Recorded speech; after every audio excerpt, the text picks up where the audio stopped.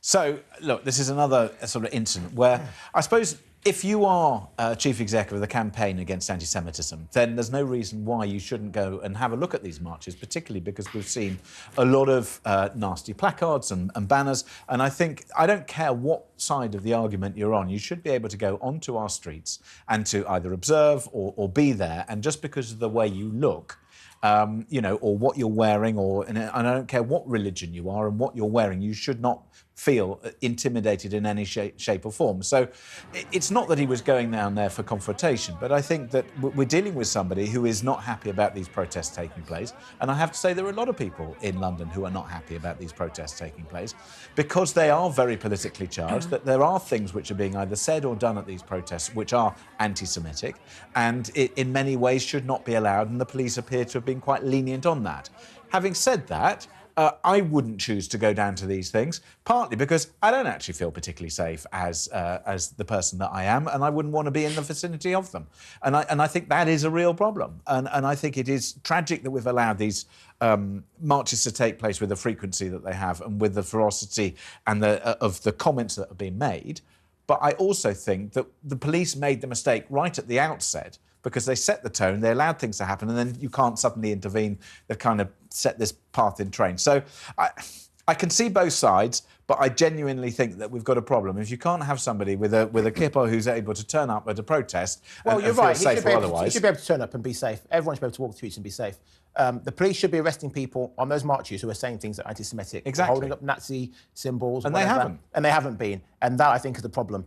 But, as you say, Gideon going down there, whether he's got a personal security guard with him or not, and filming it and putting a portion of that out on social media, just adds fuel to the fire. We don't know the full, I haven't seen the full clip of what happened, but I would say that using pure common sense, probably better for him to not be going down there whilst his protest is going on. And the police, what they do is, it's easier to control a minority group than the majority. So if they'd let Gideon walk through, I would say it's likely he would have been at least verbally assaulted, and then it makes the whole situation. But then to say somebody is, you know, visibly Jewish. Yeah, the wording was. He clearly used the wrong. What he meant to say was, like, mate, you're clearly Jewish, so if you walk over the street there, you're going to get a pounding, verbally or otherwise. Yeah, that's what he meant to say. But by saying you're visibly Jewish, almost was. It kind of tacitly sounded like, you know, you shouldn't really be out looking like that. But you shouldn't have a situation in which a protest is taking place in which that is the case. I think he was testing the water, wasn't he, in some respects? But the fact is, that is the case. I hear what you're saying, that it shouldn't be the case, but that is the case. So actually, as a police officer, and I'll never defend the police, as you very well know, but what he said was very, very clumsy. But you have to see his point.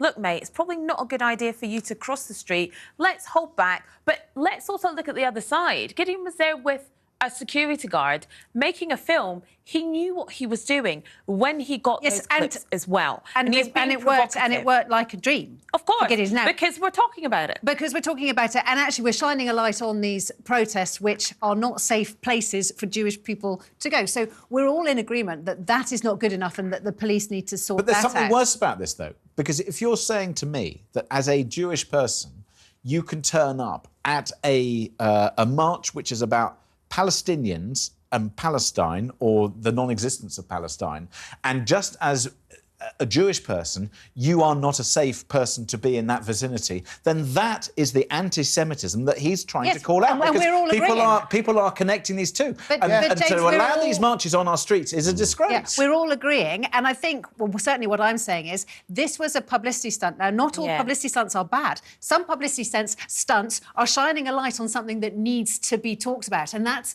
So he's done a publicity stunt. I think some people are annoyed because they see that it is for what it was, that he was trying to, you know, get some publicity for himself. I'm not annoyed, but I see it for what it is. And it's probably a valuable thing he's done. Yeah.